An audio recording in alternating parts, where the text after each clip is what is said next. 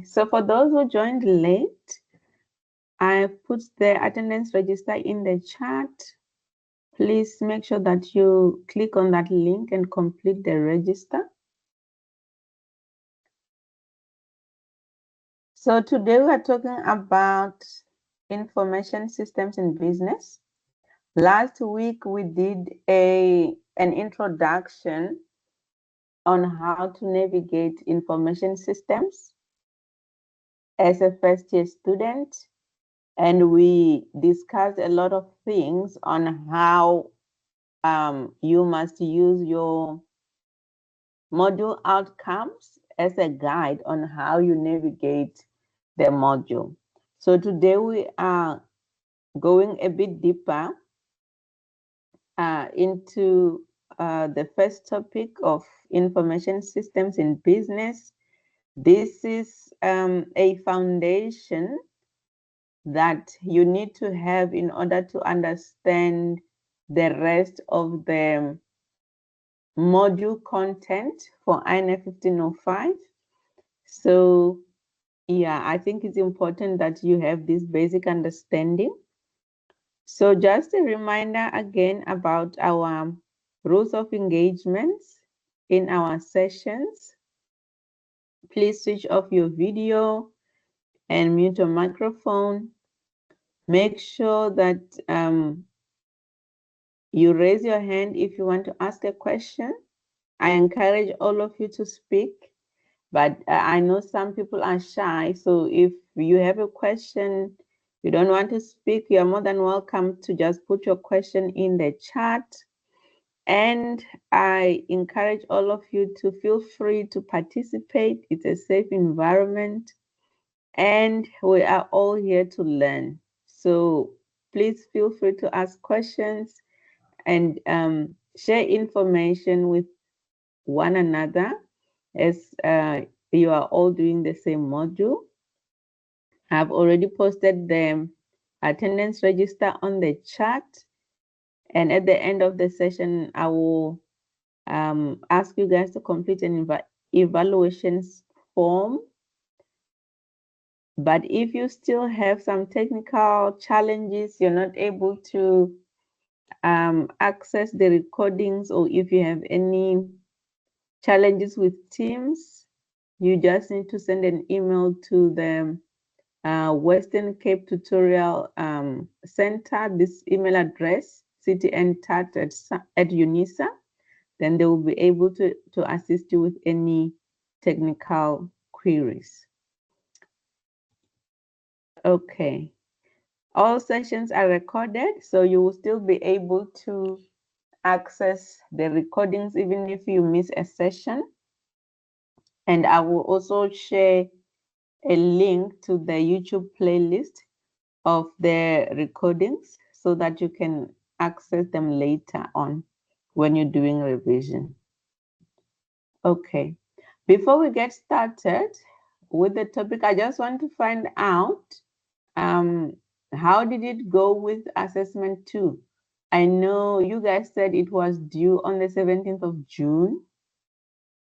Was it a difficult assessment? Was it easy to complete? How did it go? I just want to hear from you guys.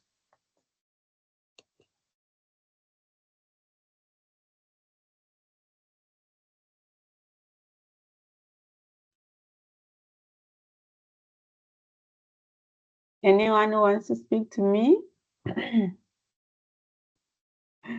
Or you can just put your answers in the chat. How did you find assessment 2 for INF1505?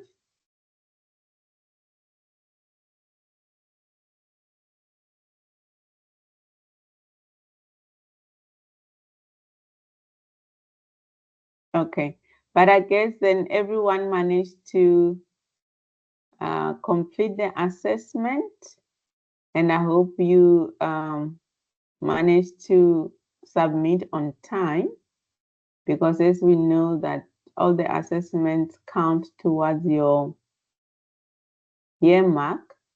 So yeah, okay.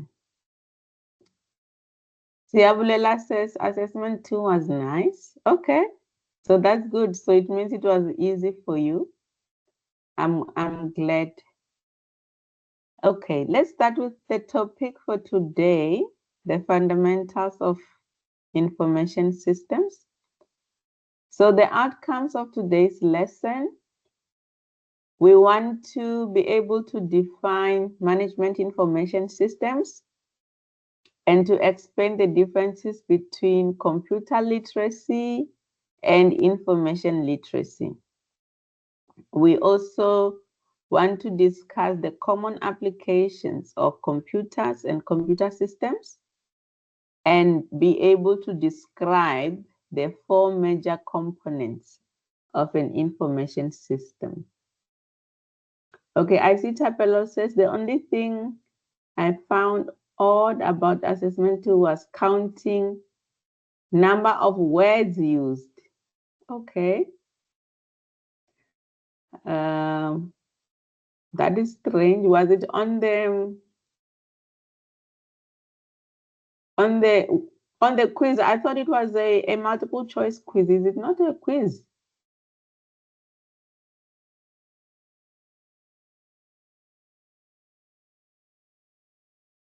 Tapelo?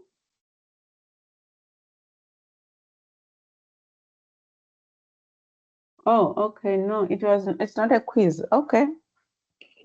Yeah, but I don't know why they do the counting of number of words, but maybe it is related to how they mark the assessment. I don't know, but I don't think that should be something to worry about.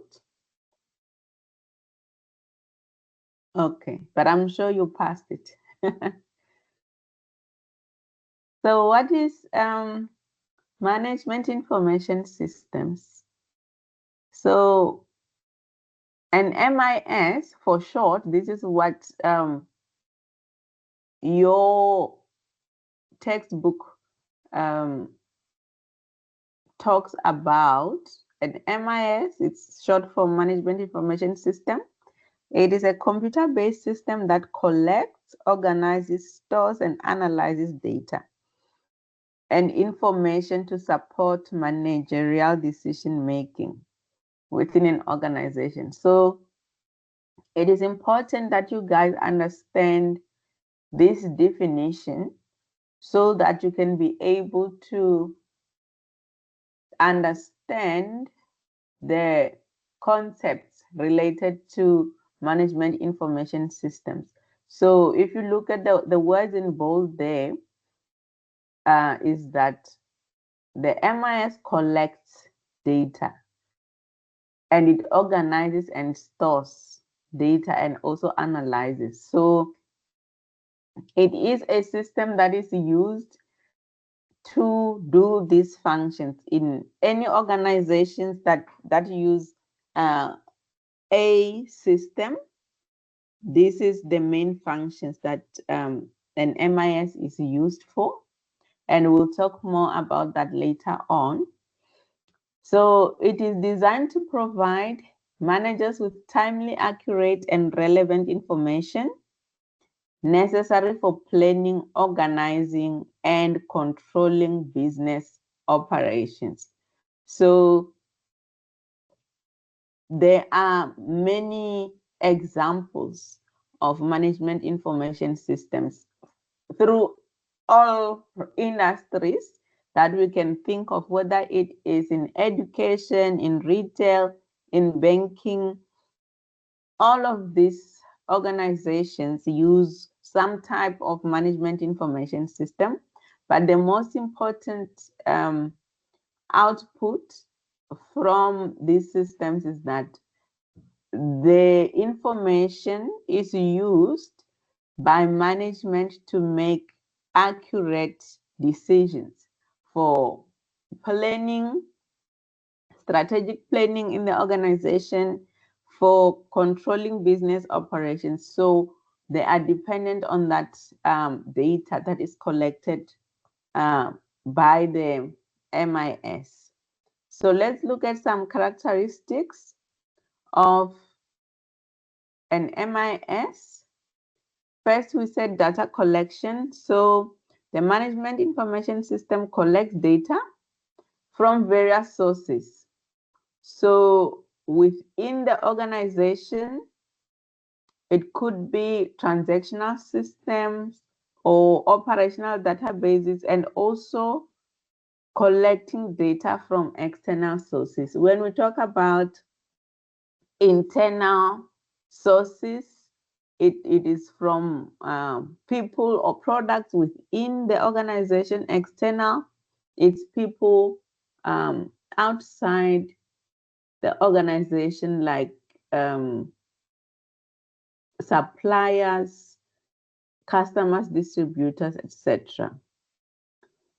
Okay, then we have data processing as another characteristic of an MIS. So the collected data is collected for a reason. So the data that is collected is processed and transformed into meaningful information through various methods like summarizations, calculations, statistical analysis. So let's say, for example, an MIS at a retail store, as an example, they collect data, transactional data, as customers are buying. So that data is collected and processed. So maybe they can create a summary report to say, to calculate sales for the day, or to see how many units of a specific product were sold, or what is the high selling product in a season. So that is how the data is processed and transformed to meaningful information. Then we have information storage. So behind the MIS, there is always a database which stores all the data that is being collected, and it allows easy retrieval and access when needed. So let's say you go to your bank, you want to do something. They will just pull up your record from the database, maybe using your ID number. Or let's say, for example, Department of Home Affairs.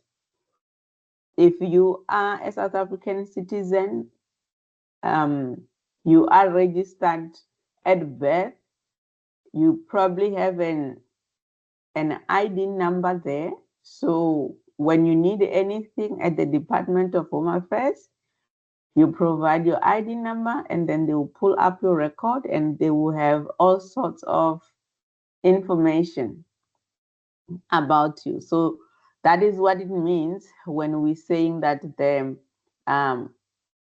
database stores all the data that is collected by the MIS. So all kinds of systems have got a database behind it, which the users don't necessarily see, but they're interacting with the database when they are using the system.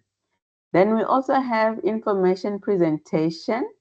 So the MIS presents the information in a user-friendly format, such as in the forms of reports or dashboards, charts and graphs, etc., that is easier to understand for the users. Then we also have decision support. So management need information and tools to be able to make informed decisions. I mentioned for strategic planning, they need data to be able to plan for the next year or the next 5 years in the business. So they use forecasting models, that is based on the data from the MIS. So that is why we say it's important for decision support. We also have integration. The MIS integration data from different functional areas in the organization, for example, from marketing, finance, operations, human resources, and whatever other departments. So it provides a comprehensive view of the organization's performance. Then we also have the issue of security and privacy. There must always be measures to ensure security and privacy of sensitive information, especially this day and age when we know that there is so much cybercrime happening and security breaches. So access control and data encryption must be implemented to protect unauthorized access to the company's data. So I think this is standard practice whenever an MIS is implemented. We need to ensure that security and privacy is also implemented. Are there any questions so far? Or anyone wants to make a comment?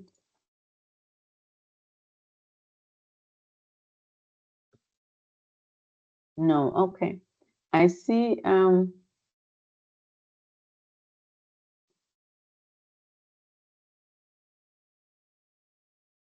Capello was talking about ECS, the ECS assignment. Okay. What is that module, ECS? Is it also a first year information systems module?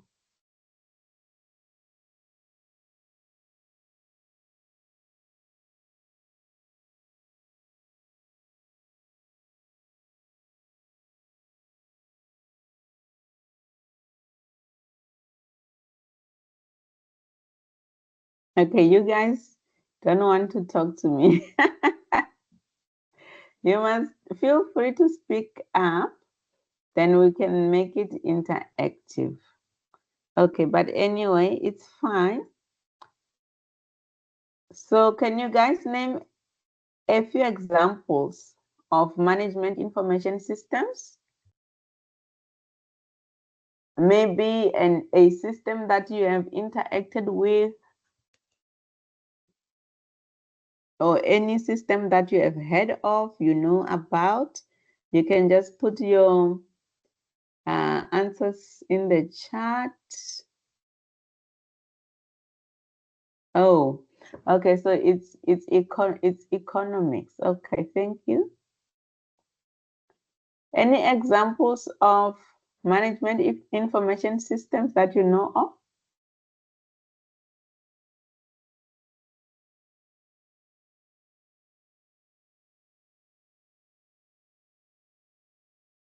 So there are many examples because in everyday life, we are interacting with information systems.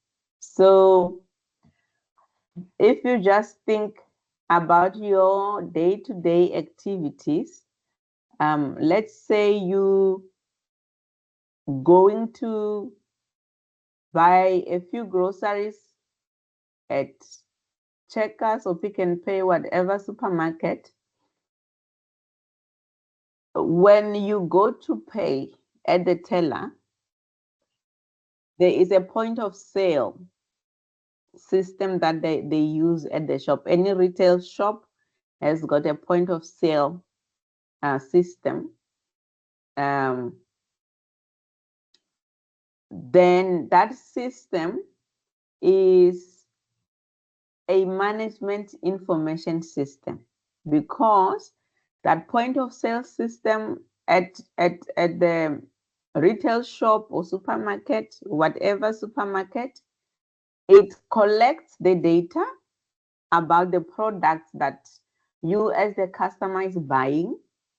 It records the quantity, the price per item, and the date when the transaction happened, and probably the time. So if you just pay attention to your receipt, if you just look at your receipt that you get at from the shops, you will see that the receipt actually carries a lot of data.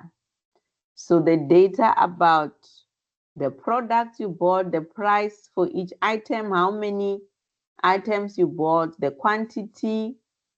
It also has the total for your transaction. You might have other information there about VAT. So all of that is raw data that is collected by the MIS, which in this case, we said it's a point of sale system in a retail store. So I see other people are saying a customer relationship management. Yes, that is also a type of a management information system. And HRIS, yeah, that is a human resource information system. So these are all examples. And SEP is also a management information system. You will see in the later chapters of your MIS book, there is a chapter that talks about ERP systems, enterprise resource planning systems. So SEP is falls under those type of systems. So they are all examples, good examples of management information systems. And Tapelo says financial newspaper. A newspaper is not an information system.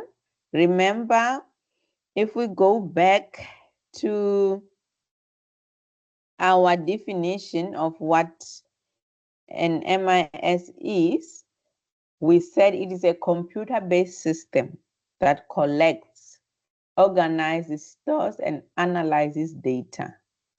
So the keywords there should guide you when you're thinking about what an information system is.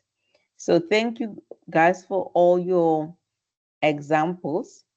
So I was talking about the example of a point of sale system in a retail store. What kind of data it is collected at the point of sale. If you look at your receipt that you get from the cashiers, you will see it holds a lot of data. So some supermarkets that have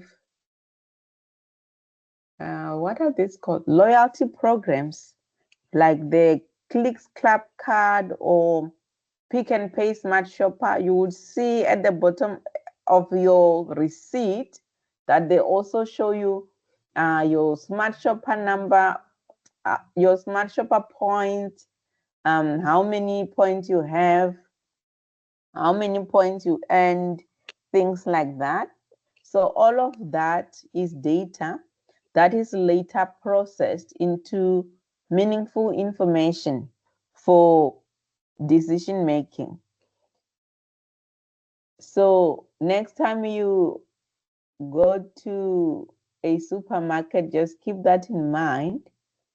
And we also said that an information system also processes the data. So this could be just scanning the barcodes. When the cashier is scanning the barcodes on the items that you're buying, that barcode holds information to identify the products that you are buying as it is captured in the system. So all of that information is used, and it is used to update the inventory in real time. So the store is able to see if they are running out of stock of a certain product, or if a certain product is not selling. That's how they are able to know. So that is just a typical example in our everyday life of a point of sale system. Then there are other systems that we interact with. Let's say UNISA as an example. They have a management information system.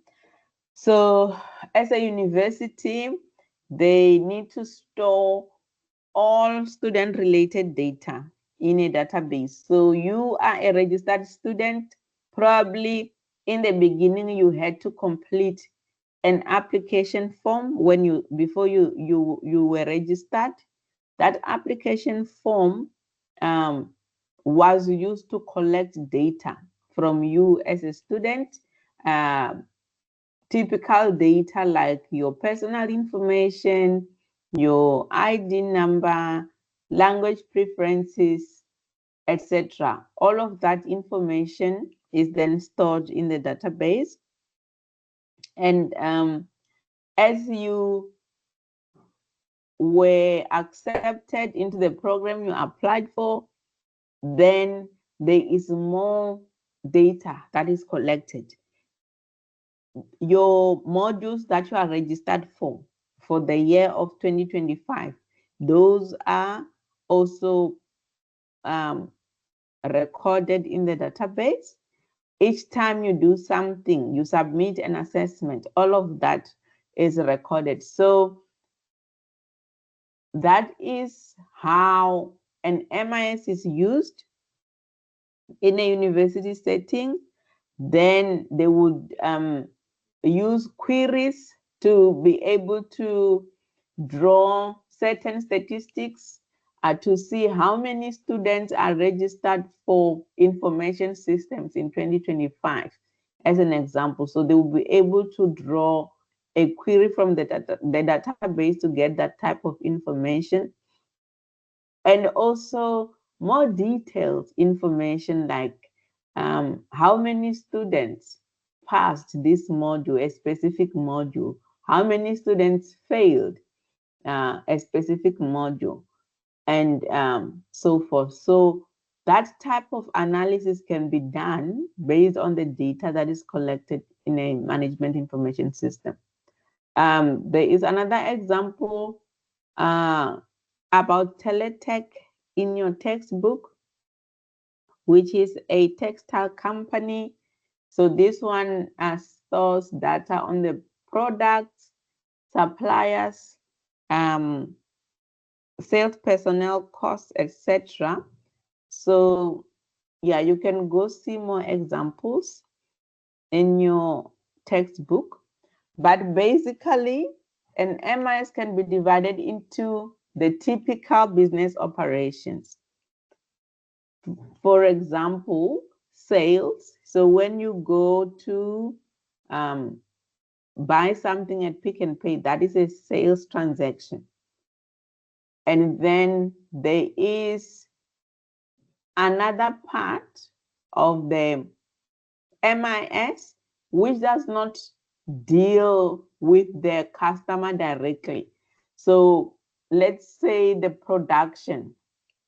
If it is a company that produces a certain product, there will be a production department, then there will be distribution, stock inventory to track how much stock we have, and then the finance department.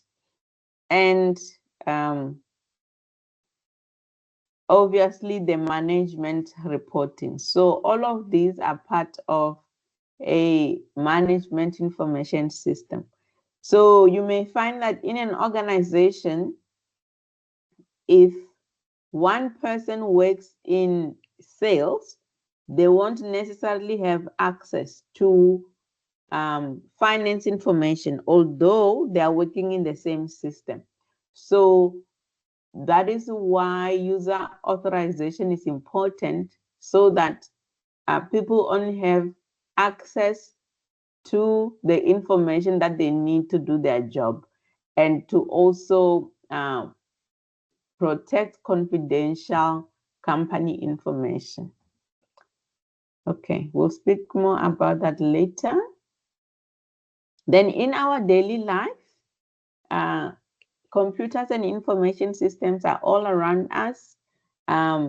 Think about your smartphone, the banking systems that you interact with on a daily basis, e-commerce, online shopping, all of those are information systems. Right now, we are using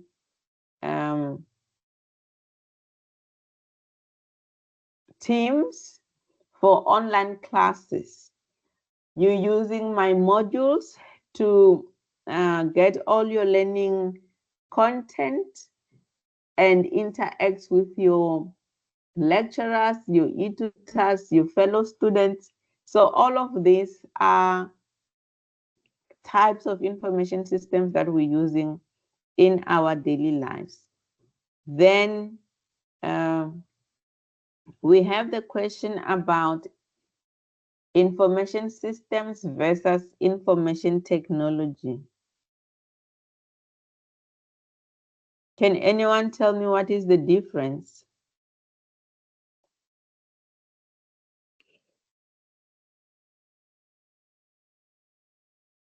Information systems, we said, it is a computer-based system that collects and processes data. So information technology is the hardware and the software that makes all of this possible. So that is an easier way to think about it. Without the information technology, we would not have an information system, because the information system needs the computer hardware and software in order to operate. So the information technology is the backbone for the information system. So that is how you can explain it, but maybe you have a better way of explaining it. But yeah, as long as you understand the difference between the two concepts.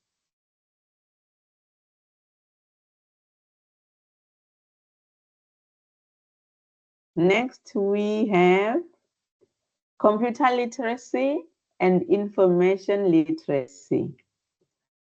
So computer literacy basically means having the skills in using productive software. Being able to use a computer basically is computer literacy. Information literacy is understanding the role of information in generating and using business intelligence. So it is good enough to be able to use a computer, but information literacy means that you understand the role of information and how you can use that information to make informed decisions.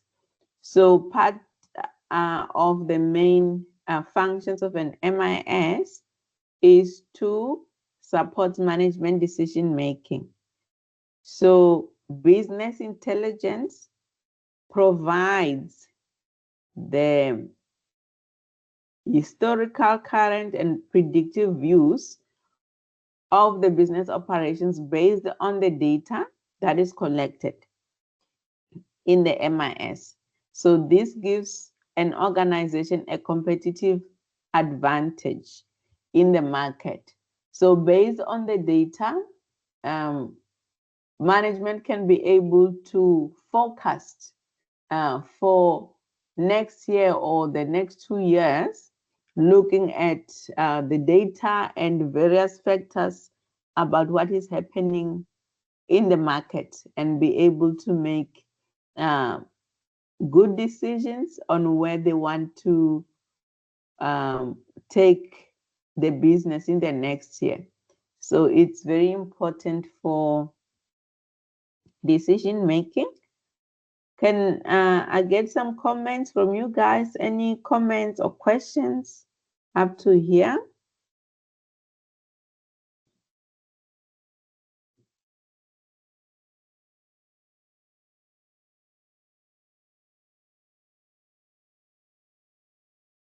If you don't have any comments, I think we can do a few practice questions just to test our knowledge. So this is part of your curriculum. So we just need to answer whether the question is true or false. It's only a few questions. So you can just put your answers in the chat. So question number 1, the most common PDA is a smartphone. Is that true or false?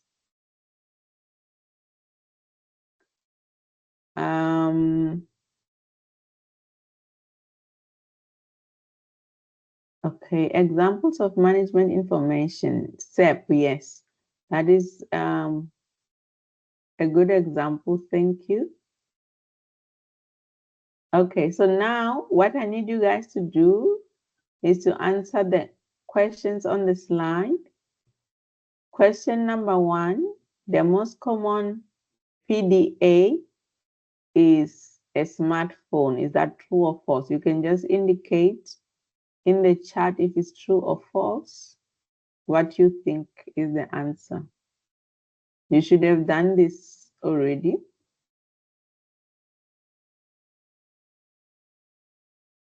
Okay, Tapelo says true. Tembisa says it's true.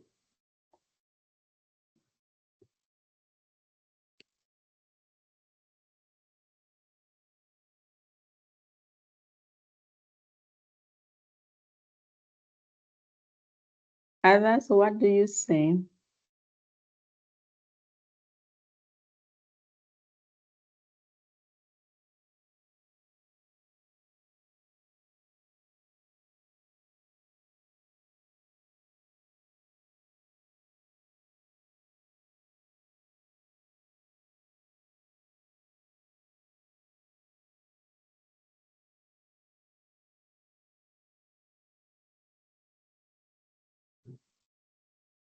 Okay, true. 4 people say it's true.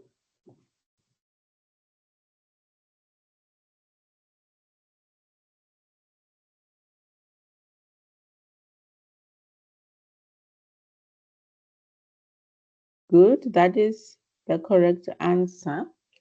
So answer for number 1 is true. Then we go to the next one. Question 2 is asking, Twitter is an example of a management information system. Is that true or false? Is Twitter a management information system?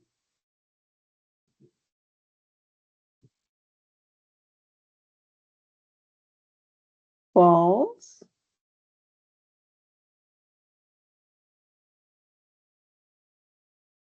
Yes.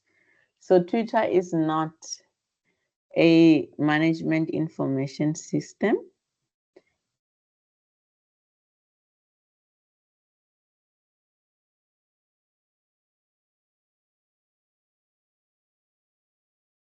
Okay, thank you everyone who answered. Then number 3, the terms information systems and information technologies are used interchangeably. Is that true or false?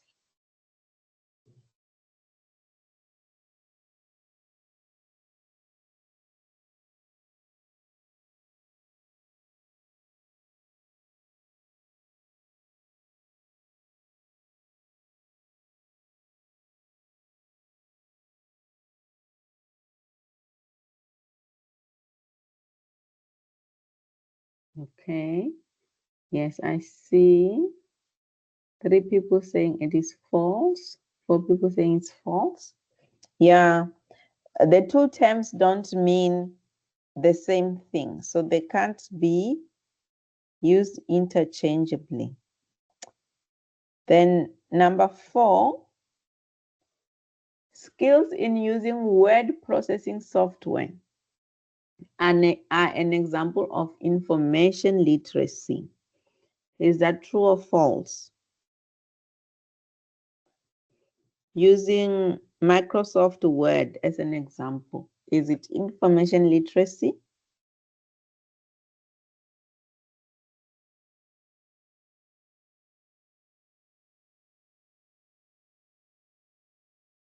Oh, sorry, Chloe.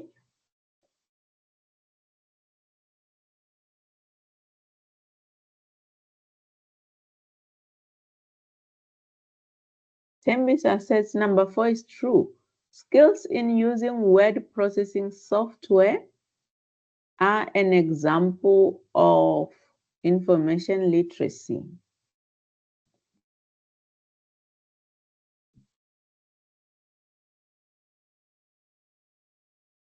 It is false because remember we said computer literacy is having skills in using productivity software. So a word processing software like Microsoft Word falls under computer literacy.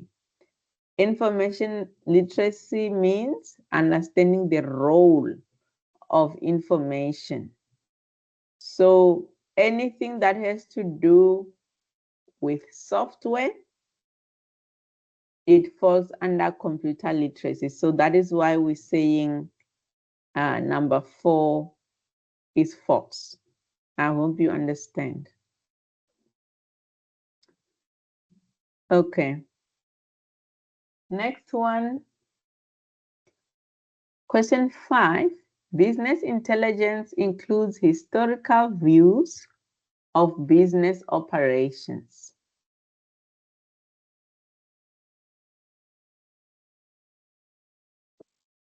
Is that true or false?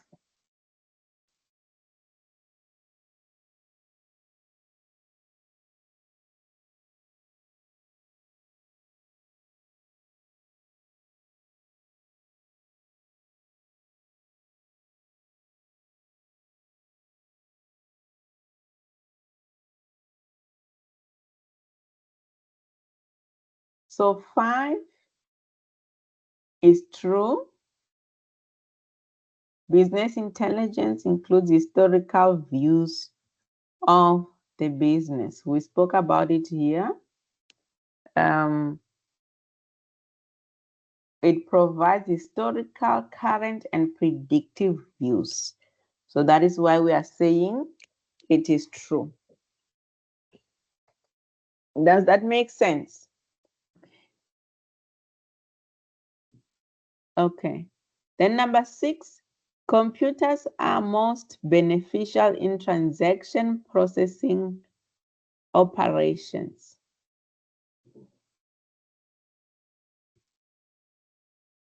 Computers are most beneficial in transaction processing operations. we spoke about a point of sale system as an example. So if you think about that, the sales transactions are being processed through a computer system. So yes, it is true. Number 6 is true. Then we go to number 7. Many MIS applications are used in both the private and public sectors.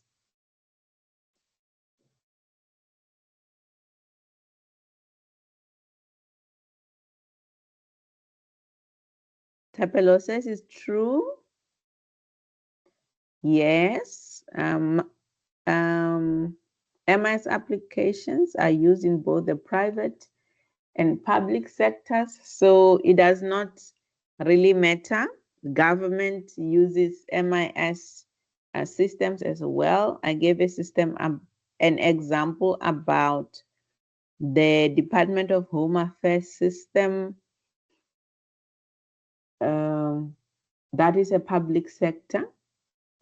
So MIS applications are used in both private and public sector. Okay, then the last one, number 8, customers, competitors, and suppliers are examples of internal data sources.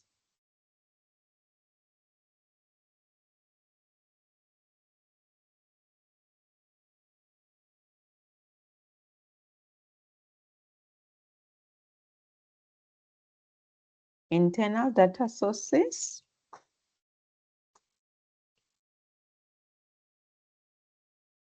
Customers, competitors, and suppliers.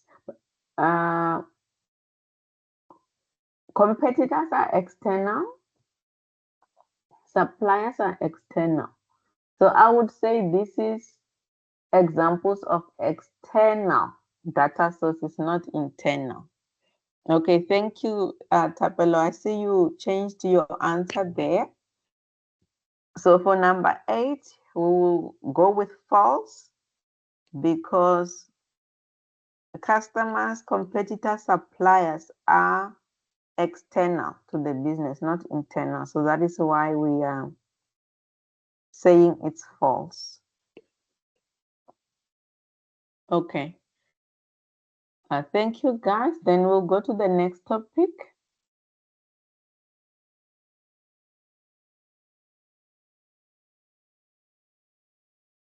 Major components of an information system. So every information system is made up of these major components. There is always a database and information, processes, and data.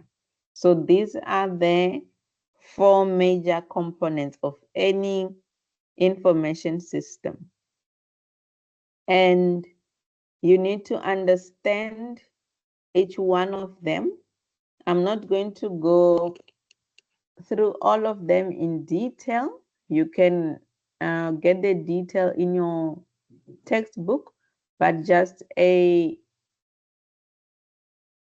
summary, a bit of an overview about each one. So data is a major component of an information system. The data is the input to the system.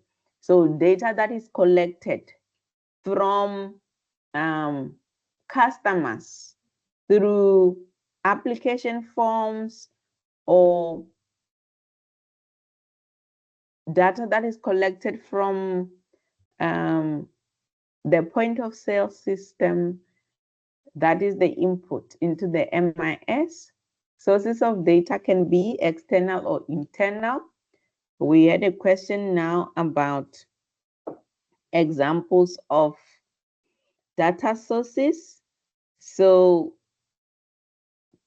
customers, competitors, suppliers, they are all examples of external data sources.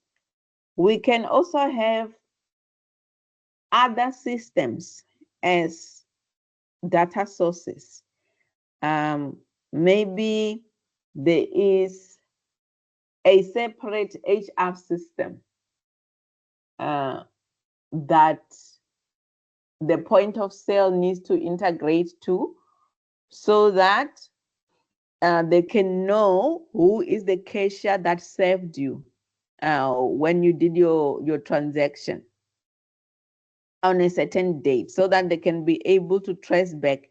If a customer comes back and complains that the cashier gave them the wrong change, they must know who was the cashier that helped that customer. So it is an example of how other systems can be a source of data. So an MIS can integrate to other systems to get data like that. I gave an example now of HR related information, like maybe the cashier staff number and their name and surname as an example. So there are many different sources of data, and then data has got a time orientation quality, meaning that data is at the specific time that it's collected.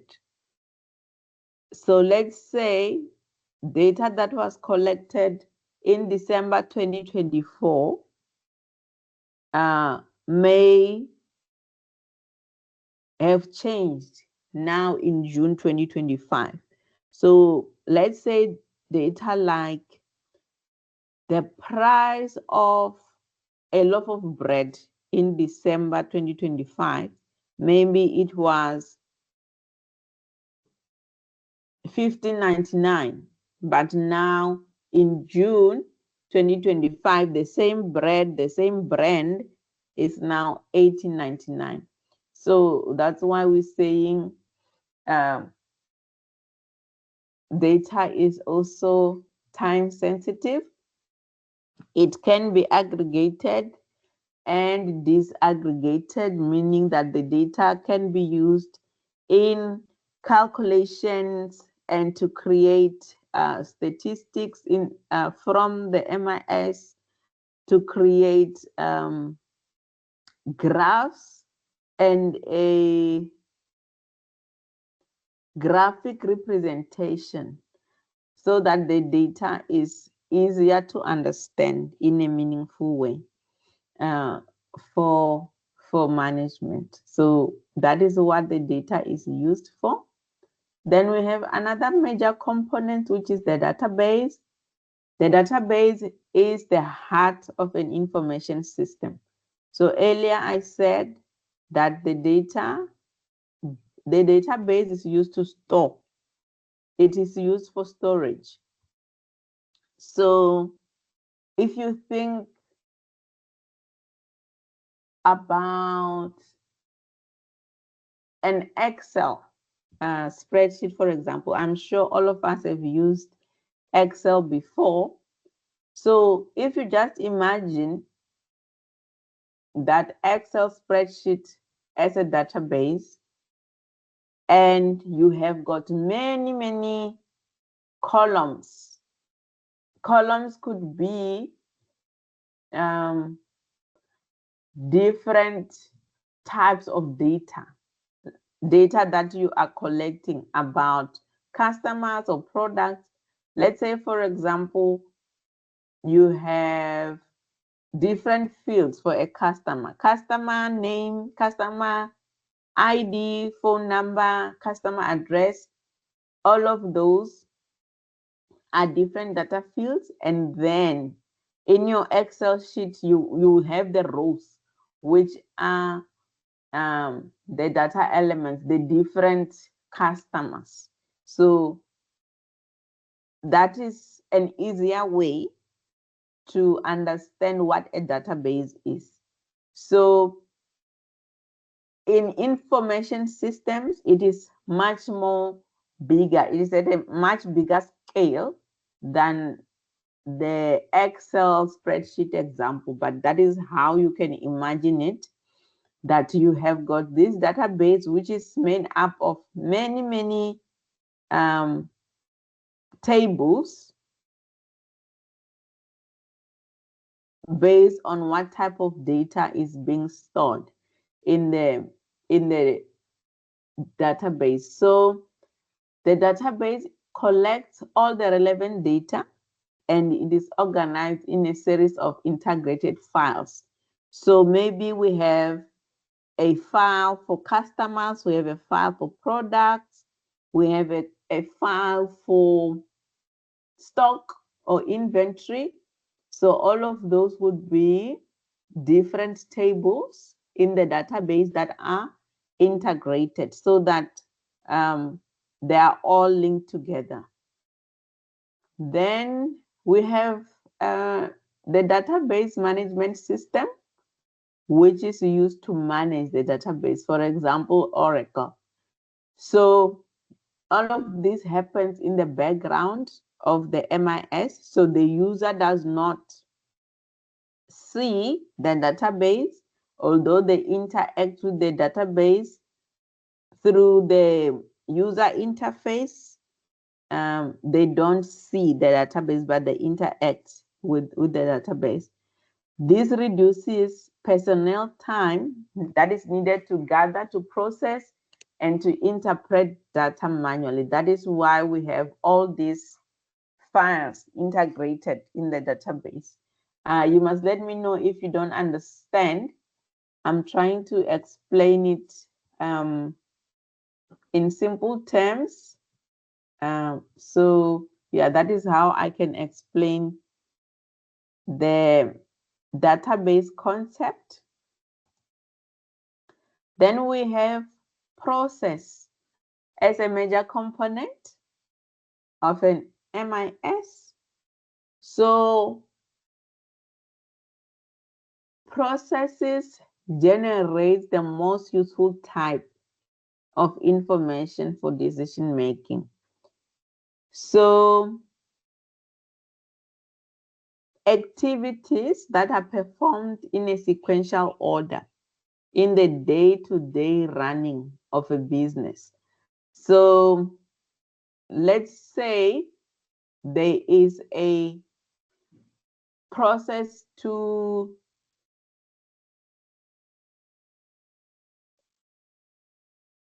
for order processing, let's say, for example, or a simple example, the process of how you can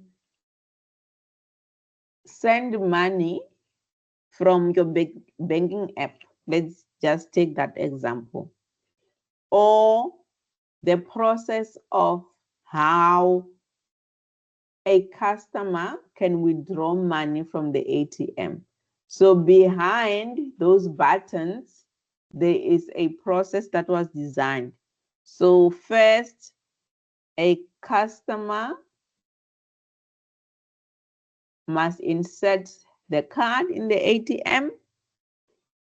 Then the ATM must display some instructions so that the user knows what to do.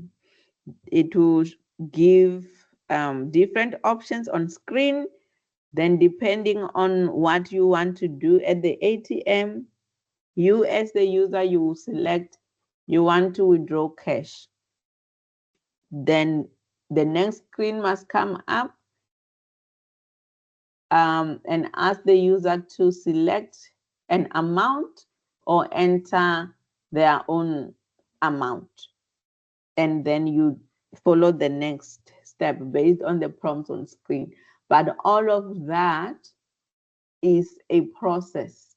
So processes are major components of information systems. So that's why when you choose a transaction to withdraw cash, the ATM does not give you options for cash deposit. So that is a separate process.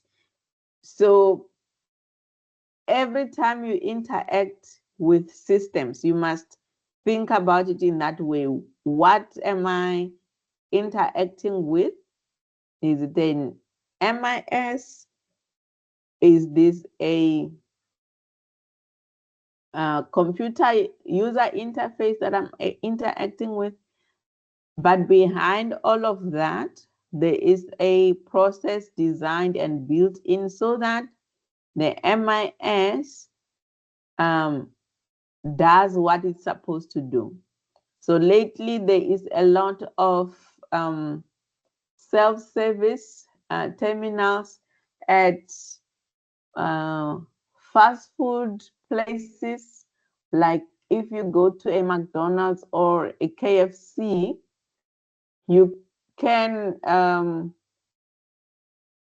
do self-service orders. So that terminal is also a user interface that is linked to an MIS. So based on that, they can be able to see on the point of sale what you have ordered, how many Big Macs you've ordered, and so forth. So we can see that computers and information systems are part of our daily life. It is not something that is foreign or just theory. It is something that we use every day. So you must think of this module in a practical way. Think about the computer systems that you interact with on a daily basis, then it will become easier to understand the detail. So processes generally includes transaction processing, reports, and models for decision analysis. A process always has got inputs, outputs, roles and responsibilities, and also dependencies. And it includes a wide range of models to support all the levels of decision making. So that is a process. I will find an example process to share with you guys. Okay, then we have got information. So information is the output from the data that was collected. So basically, information means it's the data that has now been put in a meaningful way. So the facts can be analyzed by the process component.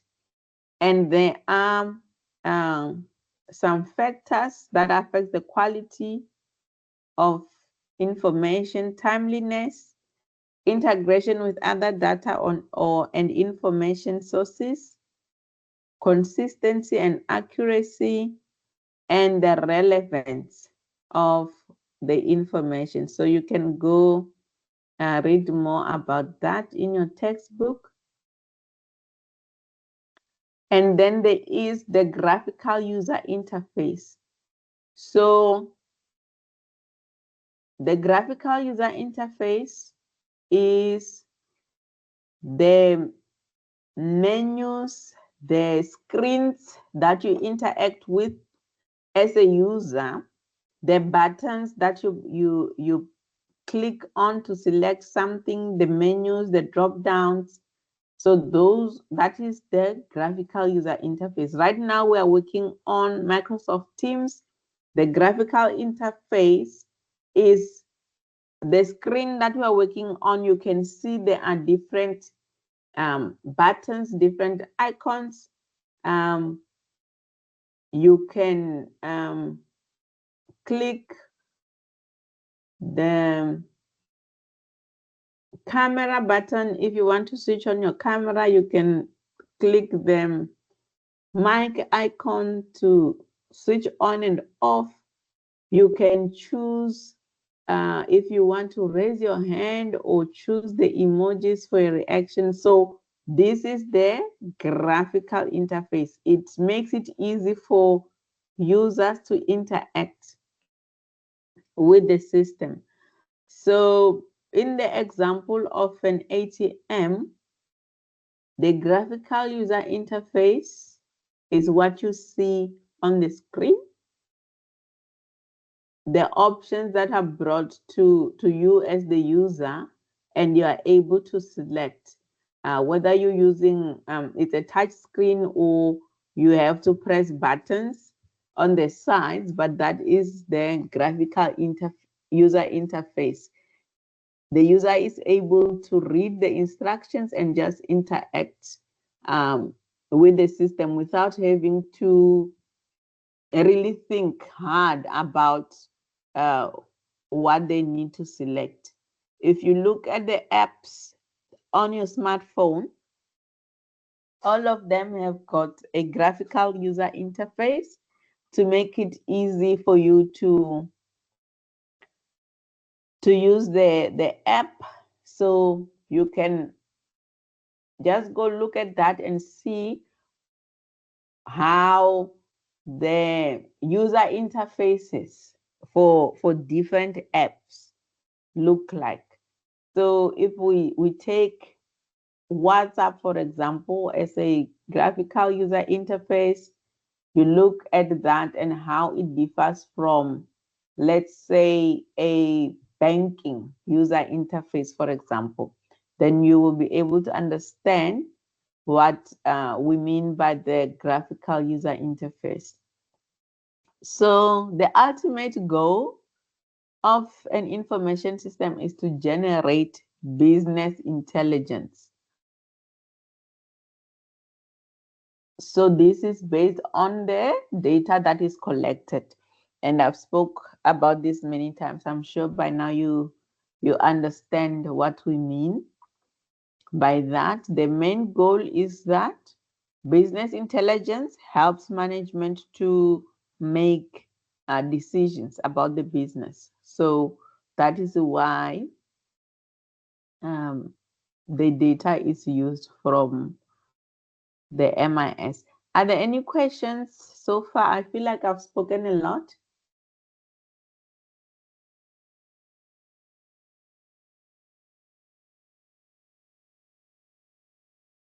Okay, no questions.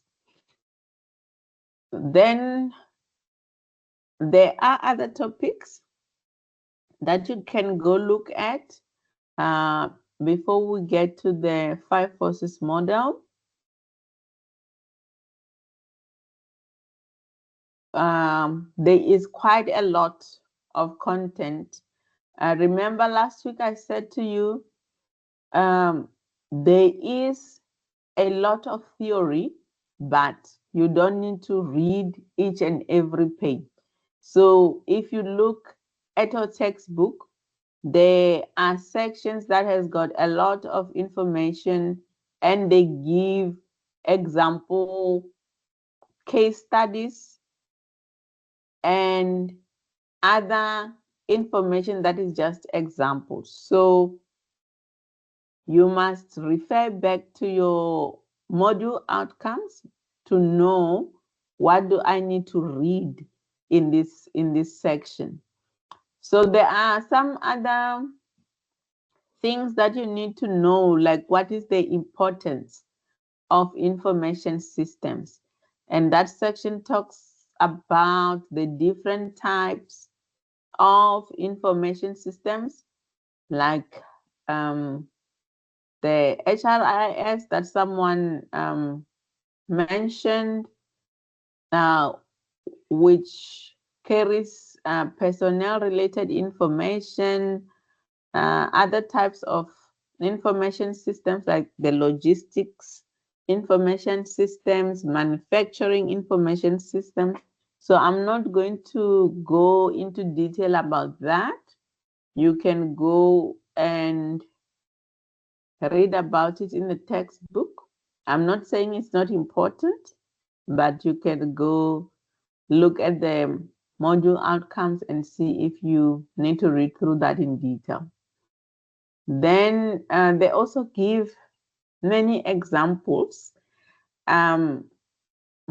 It's American companies like Walmart. You can read about those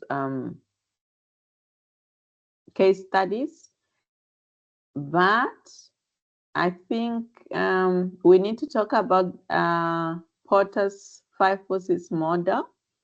So this is a model that is used to see how using information technologies can make organizations more competitive or make and give companies a competitive advantage. Because in reality, if you look at a company that is still stuck in the old age using paper-based systems, doing things manually, their processes are a lot slower. If you compare with a business that is doing everything digitally, using information systems, their service is a lot quicker. So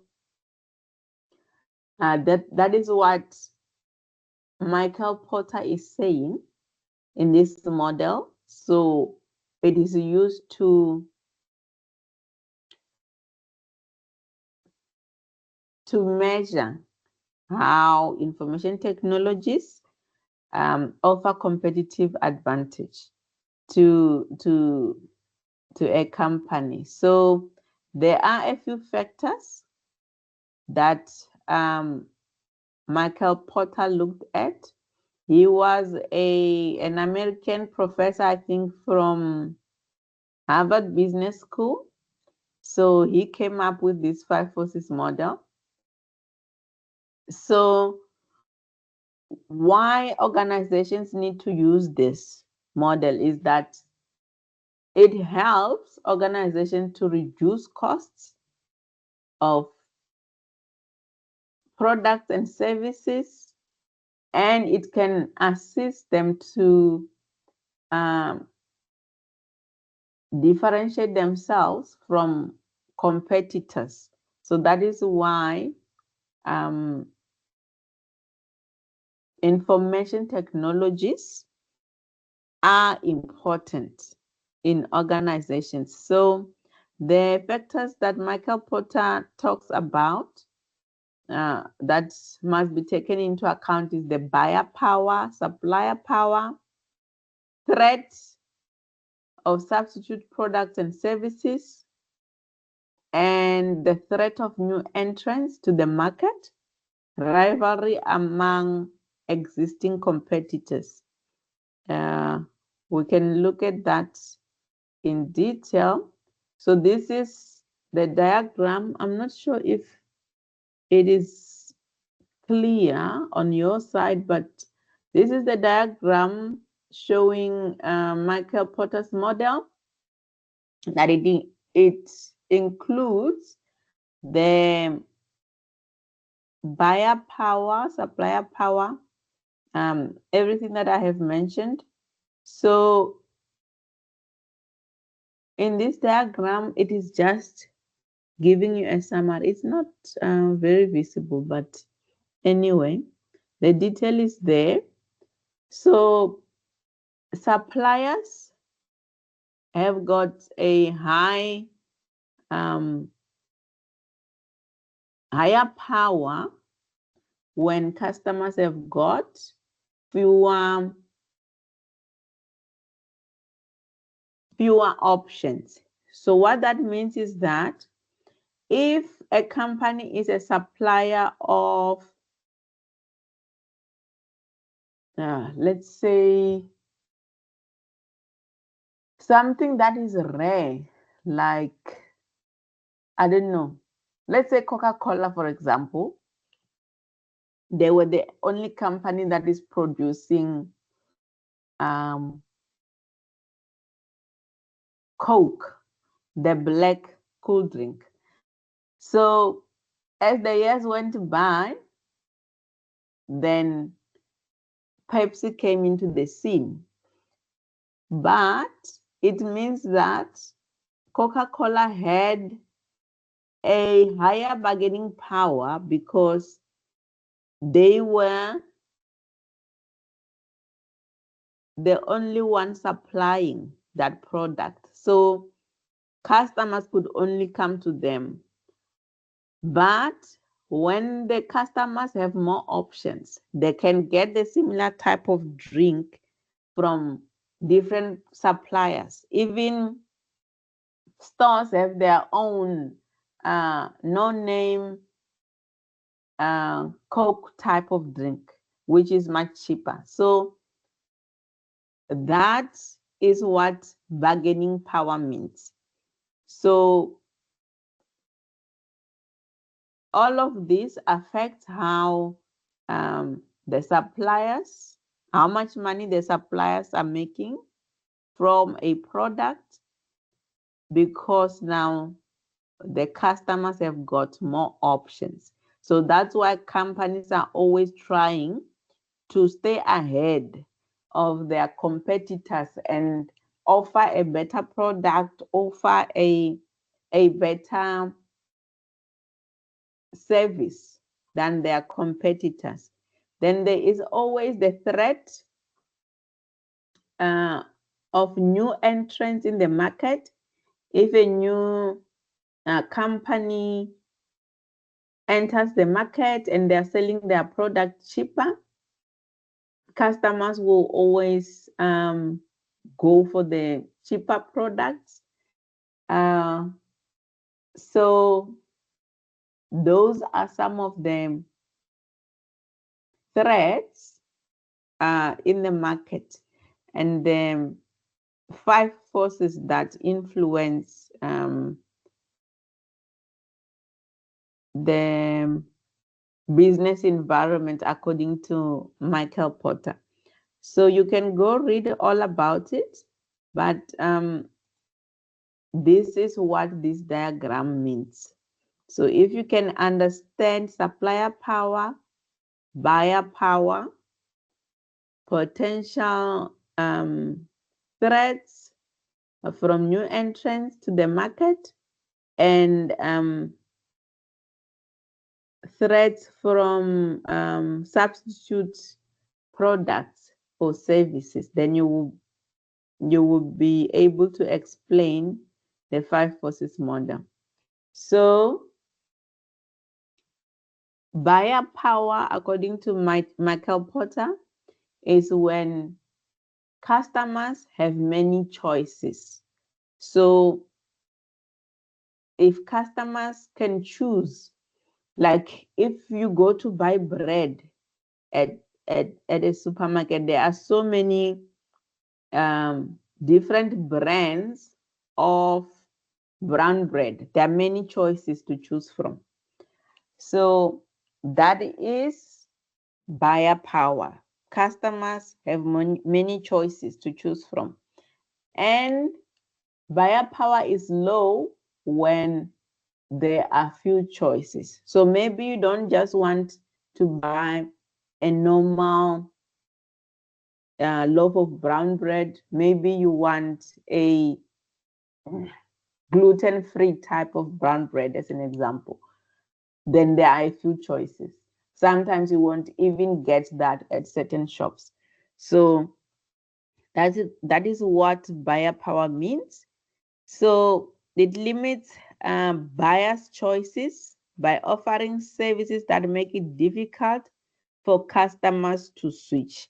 So that is why suppliers are always trying to make their products or services different. They must have something different from their competitors so that they can be able to keep their customers.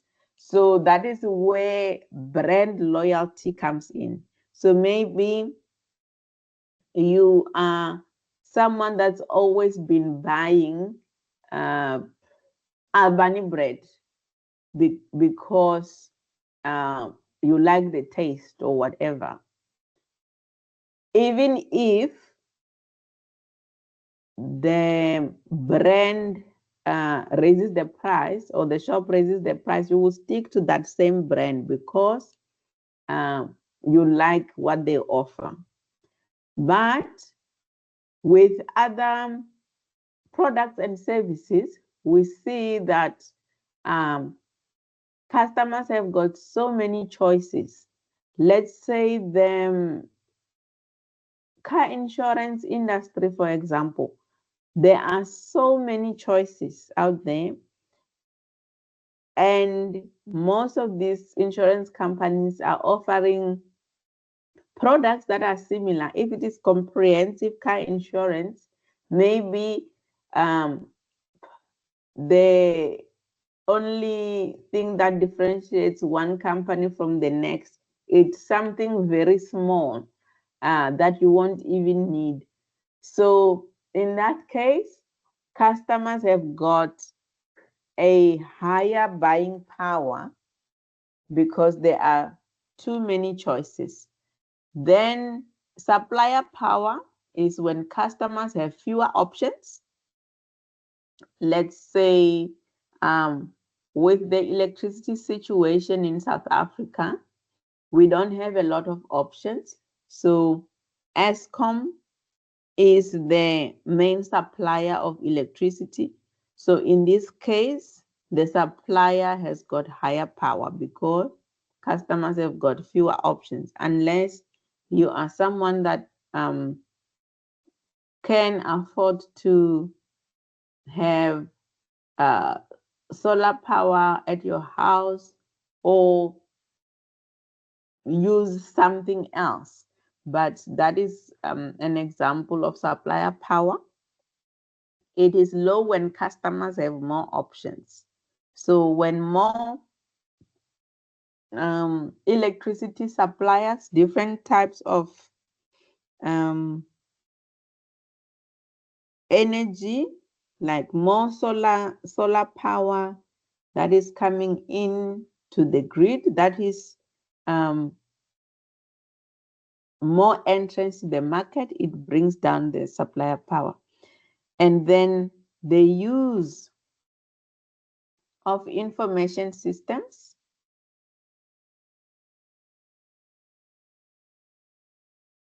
make their products and services cheaper because information systems make everything faster. So let's take another example. The grocery delivery apps.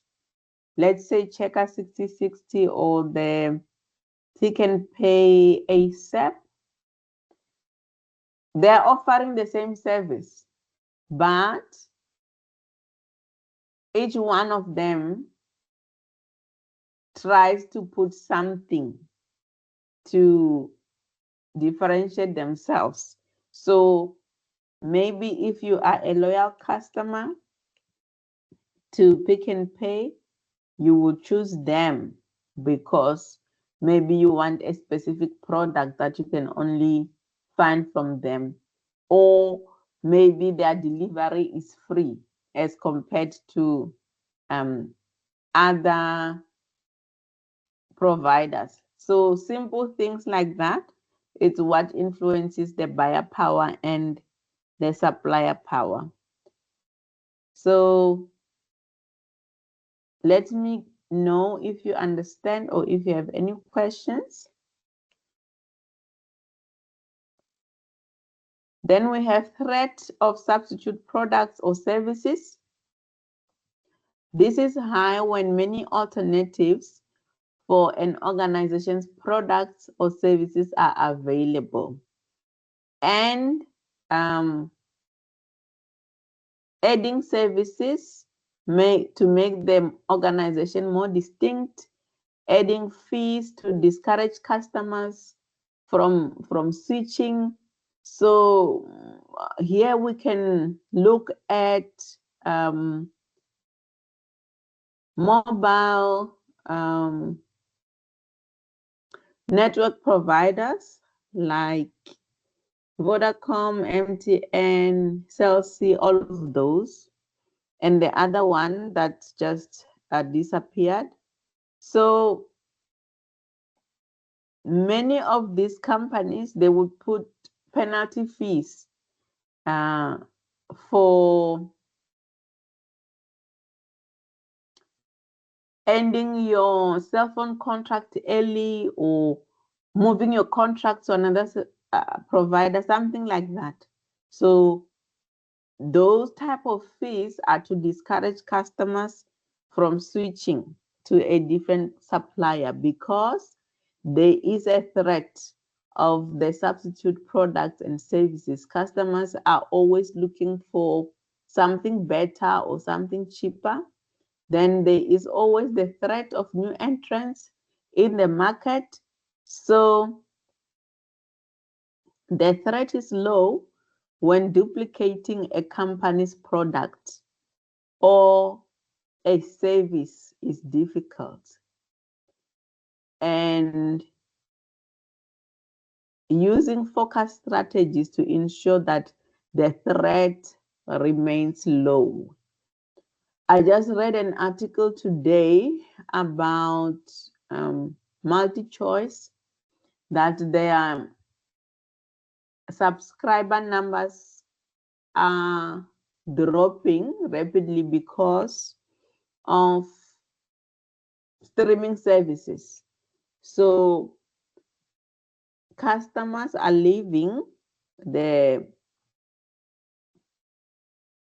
service because they prefer streaming services. So now MultiChoice is forced to come up with new ideas of how they can keep customers. So maybe add different a different subscription model.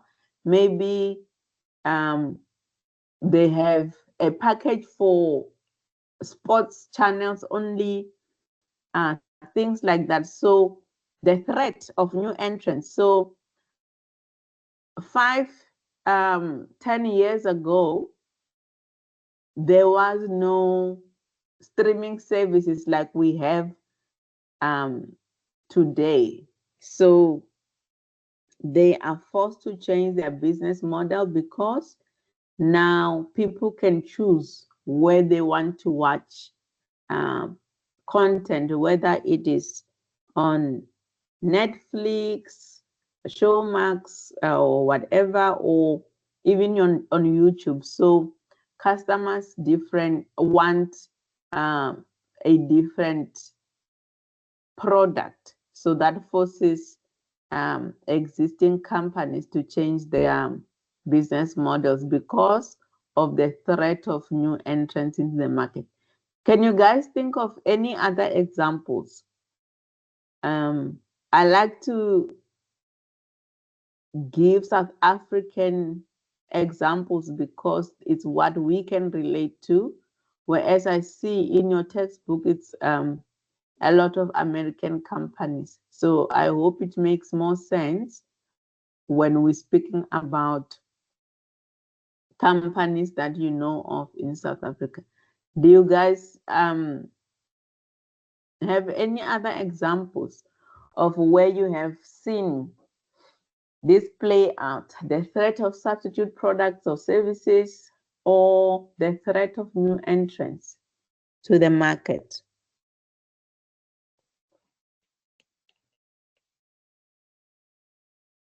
Anyone?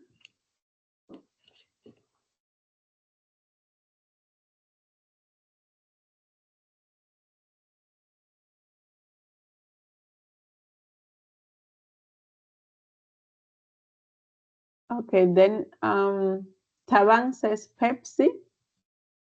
Yes, thank you, Tawang. That's a good example.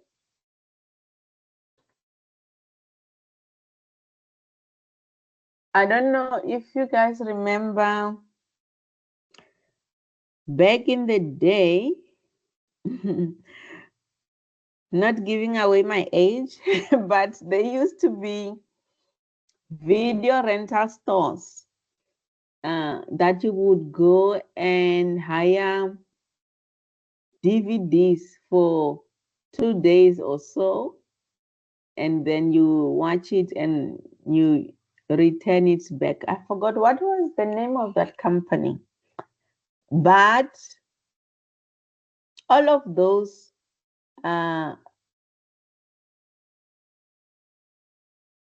movie rental video shops have all closed down because they did not evolve with the times.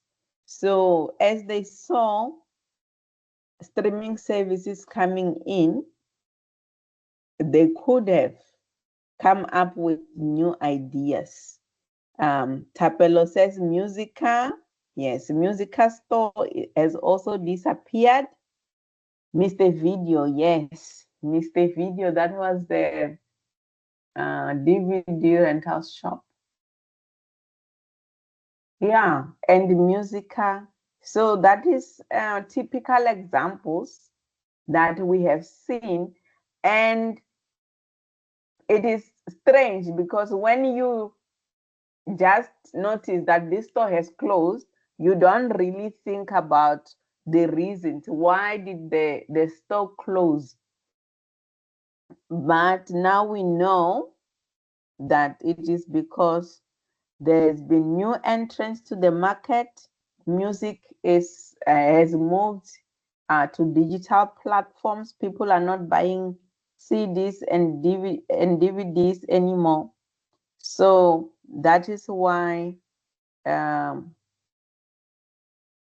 businesses need to use the data from the MIS so that they can be able to see the trends. When they see the sales dropping, that should be a red flag that there is something happening. We must investigate what is happening in the market and change our strategy. So thank you for those examples, Tawang and Tapelo. So there is also rivalry among existing competitors.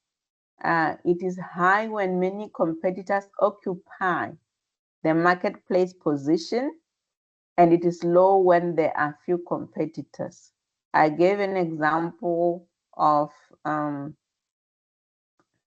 a saturated marketplace, the car insurance industry.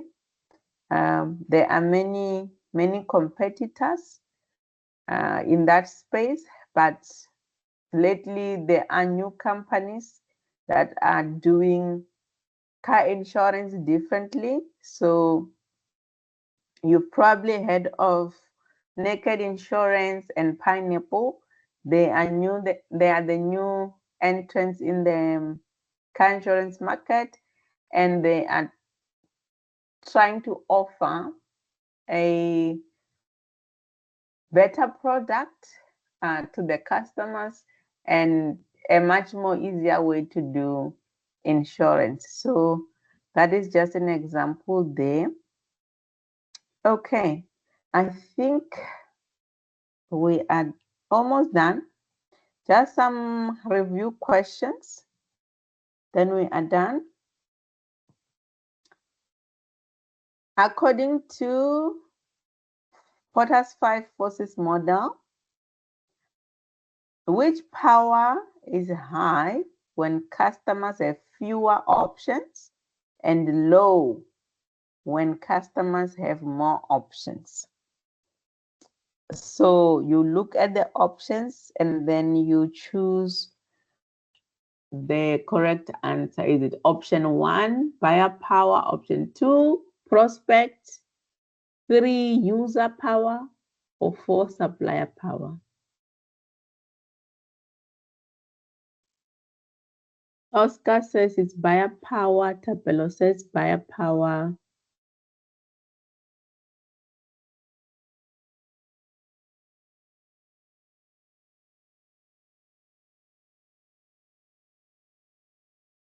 when customers have fewer options. So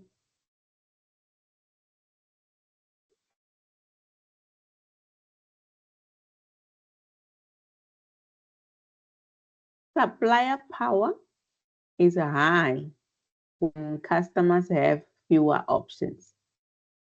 Yes, so supplier power is the correct answer there. Thank you, guys.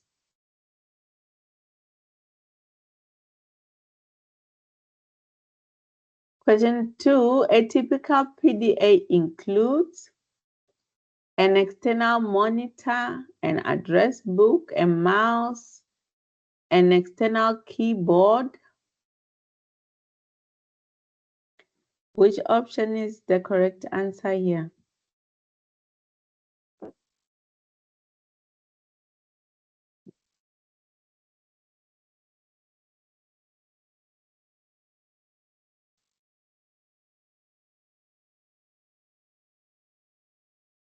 This should be somewhere in your textbook.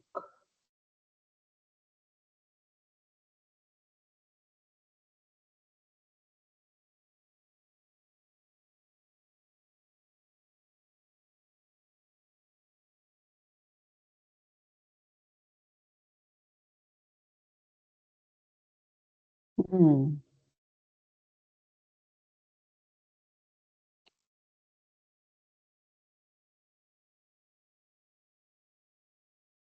Timiso said it's address book. Others, what do you think?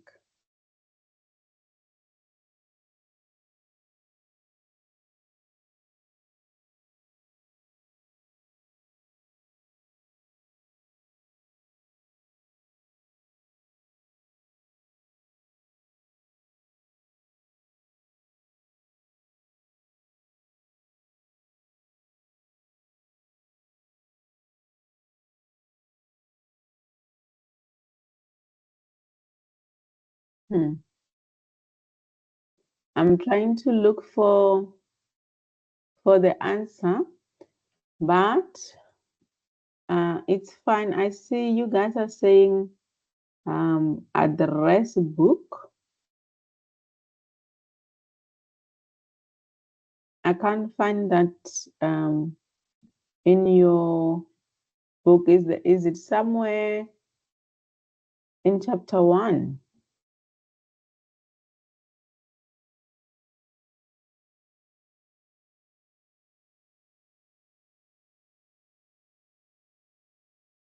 Okay, but you can go and verify that answer in your own time. You can go and check, but 4 people are saying it's address book. So we will go with that answer for now, but please go and verify it. Okay, and then question 3, as an HRIS specialist at your local IT company, what is your job description? Is it number 1, manage one or more administrative human resources functions, such as maintaining and managing employee benefits, schedules, and payroll? Or 2, aid in the development and testing of product designs, and often includes CAD? Or 3, controls information technology devices of the company, such as wireless network devices and other hardware, or manage information about customers, past purchases, and interest and more. So here you must go look at HRIS. What is that? We spoke about this as an example system. So the HRIS is an example of a management information system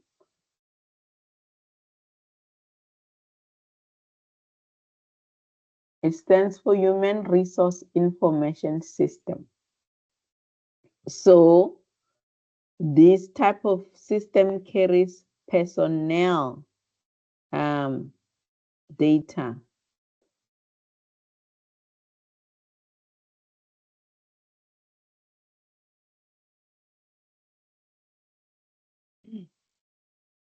So Tapelo is number 1.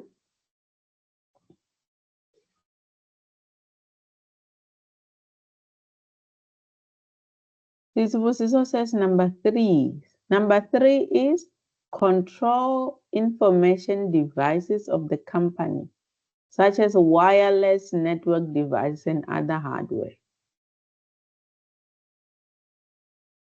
But if we look at the question properly, it's saying, as an HRIS specialist, what is your job description? So we must go and look what is an HRIS system.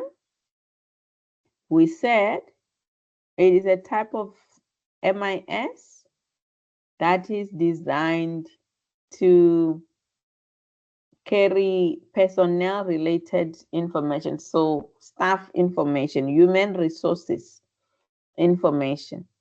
So option 3 is talking about information technology devices. So that cannot be correct. So when you get a multiple choice question like this, you can just go through a process of elimination. If you're not sure about the answer, you can just read the options and eliminate the ones that are not related to the topic that is being asked in the question.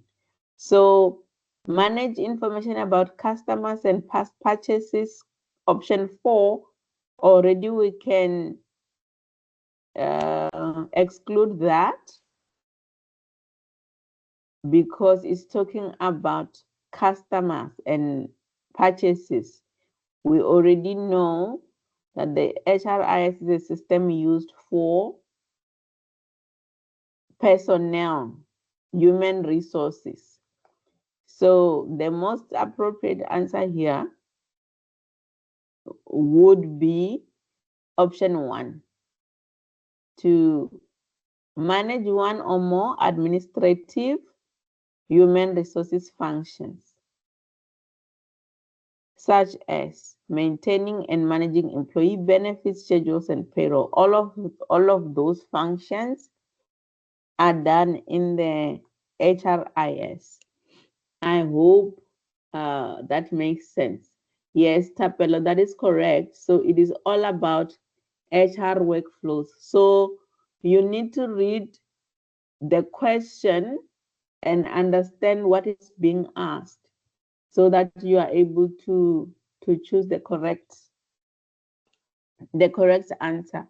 So they like to ask questions like this.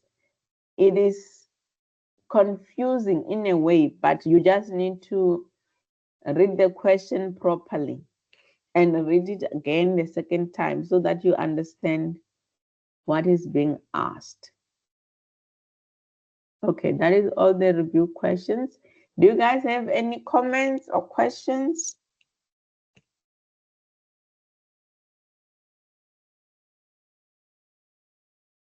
Anything you want to ask?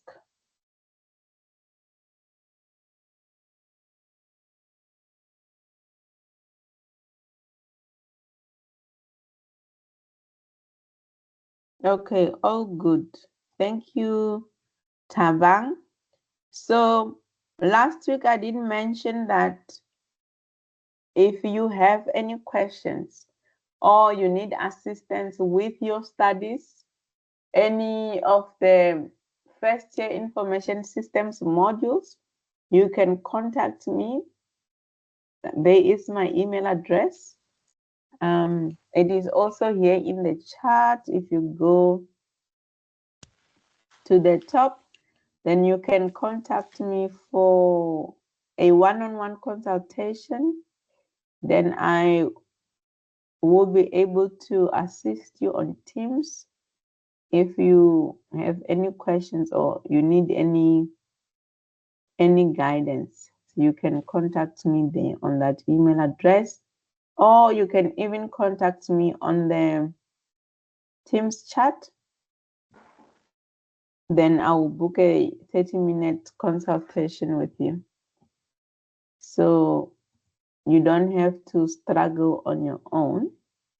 Help is available. I'll put my email address again there in the chat. Then the last thing that we have to do is the evaluation form.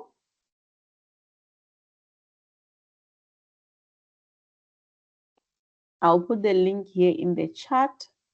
If you can please complete the evaluation form. It is just for us to see how we can improve our sessions, and your feedback is very important. So please go on that link and complete the evaluation form. So if you go on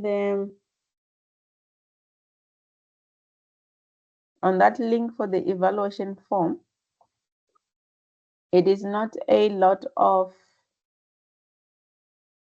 questions. Thank you, Oscar.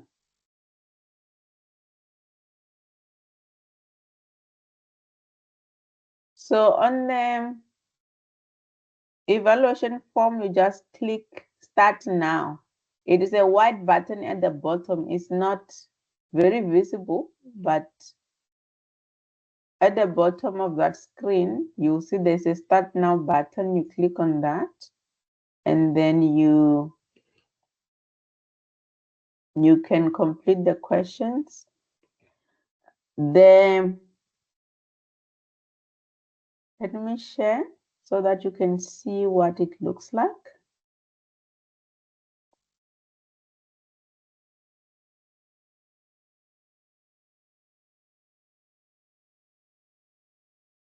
So after you click on the Start Now button, this is the form that opens.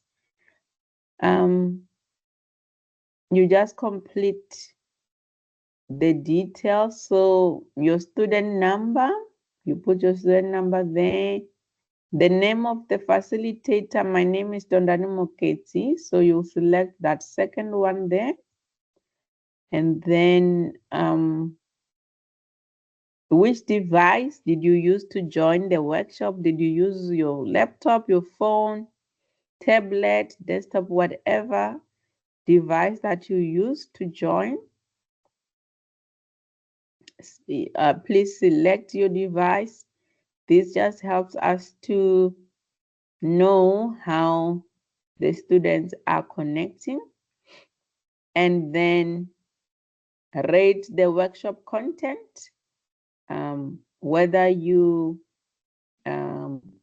agree, disagree, strongly agree. You just choose the option that is relevant for you. You can add a reason for your rating. There is no right or wrong answer. It's just a comment for feedback. And then you rate the facilitator.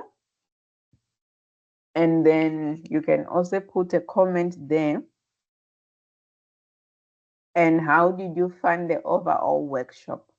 So if you want something to be changed in how we do the workshops, then you can put your comment there and how we can improve.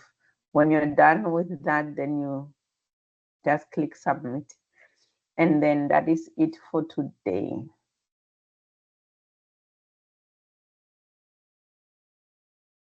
Okay. Oscar is asking, do we have online classes every Thursday? Yes. So every Thursday at 5:30, we have this class for information systems. So last week I shared the lesson plan for how we're going to do it for the next few weeks. So we are doing INF1505 for the month of May. No, we are already in June. June, July, we are doing INF1505 until I think September. Then in September, we change gears and do INF1520. That is how your lecturers wanted to do it, because for INF1520, they said it needs to be revision after you have done the topics. So we will be meeting every Thursday on the same link that you used to join today. So you use the same link to join, and the sessions are open to any registered student, even if they're not from Western Cape. You are welcome to share the link with your classmates if you know of any other registered students. You can share the link with them. So we will be meeting every Thursday at 5:30. Thank you for that question, Oscar. Is there any other question?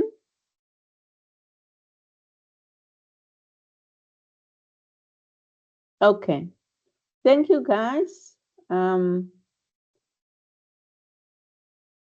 you for joining, Oscar. It was your first time. Yes, please do share with others. I will also put a link here to the recordings. So all the sessions are recorded, and then they are being saved on the Western Cape site that I showed earlier.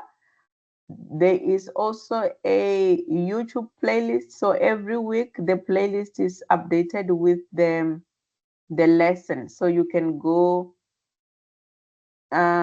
watch it there later. Okay. Thank you, guys. Have a good evening, everyone. We will meet again next week, Thursday. Thank you.